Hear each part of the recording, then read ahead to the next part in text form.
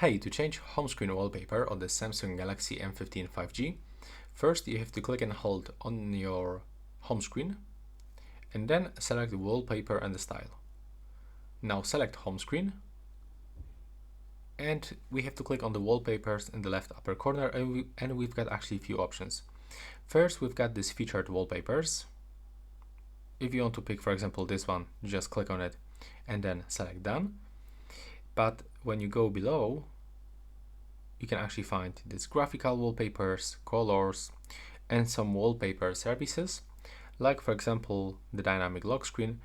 And if you want to set custom photo, you can for sure do this by clicking here, selecting camera, and now you can pick every photo or picture that you want to set on your home screen. So just unselect the lock screen, select next, and now from this you can just click done.